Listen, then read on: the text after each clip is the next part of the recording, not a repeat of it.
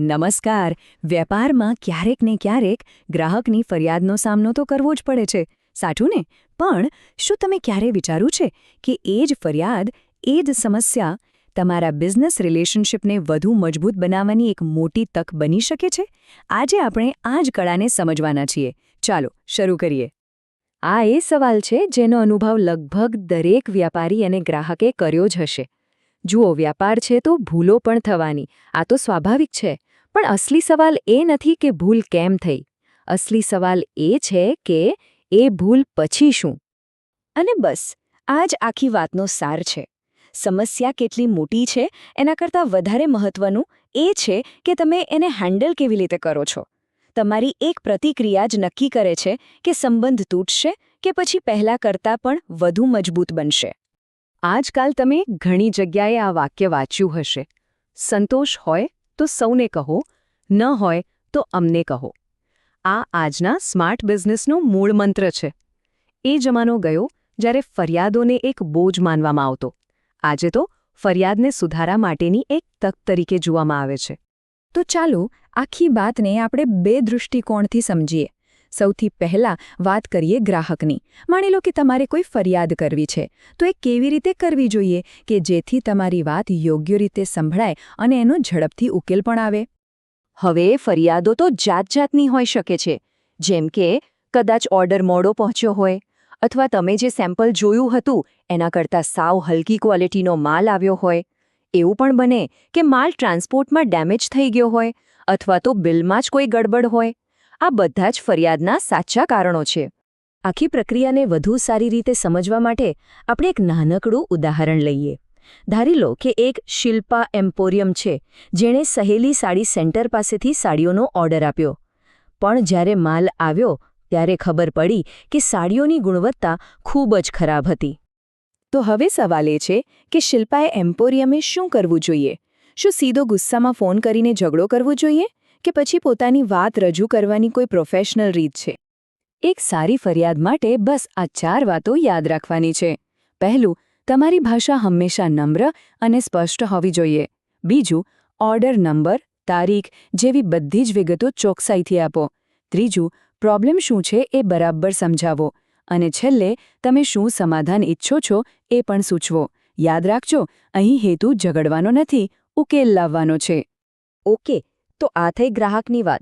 પણ હવે સિક્કાની બીજી બાજુ જોઈએ. જ્યારે વેચનાર પાસે આવી કોઈ ફરિયાદ આવે ત્યારે એમને શું કરવું જોઈએ? એમનું શું અભિગમ હોવો જોઈએ? એક હોશિયાર વેપારી ફરિયાદને પર્સનલ એટેક તરીકે નથી લેતો. એના માટે તો એ એક તક છે. પોતાની સર્વિસ કેટલી સારી છે એ સાબિત કરવાની તક. અને ગ્રાહકનો વિશ્વાસ હંમેશ માટે જીતી લેવાની તક. સામાન્ય રીતે વેપારીઓ 3માંથી કોઈ એક અભિગમ અપનાવતા હોય છે. પહેલો છે ગ્રાહક હંમેશા સાચો છે, જેમાં બધું જ સ્વીકારી લેવામાં આવે છે. બીજો છે ખરીદનાર સાવધાન, જેમાં વેચનાર કોઈ જવાબદારી લેતો નથી જે આજે લગભગ ચાલે જ નહીં. અને ત્રીજો, જે સૌથી બેસ્ટ અને વ્યવહારુ છે, તપાસ કરો અને ન્યાયી બનો, જેમાં તથ્યોના આધારે વાજબી નિર્ણય લેવામાં આવે છે. હવે તમે જ વિચારો, લાંબા ગાળાના વ્યાપાર માટે અને સારો સંબંધ જાળવી રાખવા માટે આમાંથી કયો સિદ્ધાંત સૌથી વધુ વિશ્વાસ બનાવશે? જવાબ એકદમ સ્પષ્ટ છે, નહીં?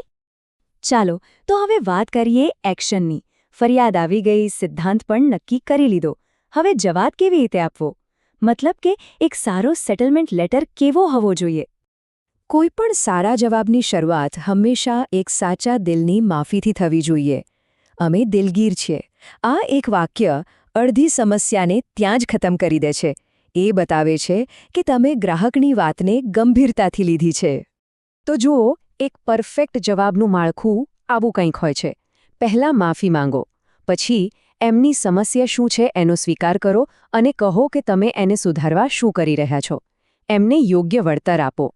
અને છેલ્લે, ભવિષ્યમાં આવું નહીં થાય એની ખાતરી આપો. બસ આટલું જ કાફી છે વિશ્વાસ પાછો જીતવા માટે. તો આપણી પેલી શિલ્પા એમ્પોરિયમવાળી વાર્તાનું શું થયું? સહેલી સાડી સેન્ટરે તરત જ પત્ર લખીને માફી માંગી, બધો જ માલ બદલી આપવાનું કહ્યું, અને સંબંધ સચવાઈ રહે એ માટે બિલ પર 5%નું ડિસ્કાઉન્ટ પણ આપ્યું. આને કહેવાય પ્રોફેશનલિઝમ.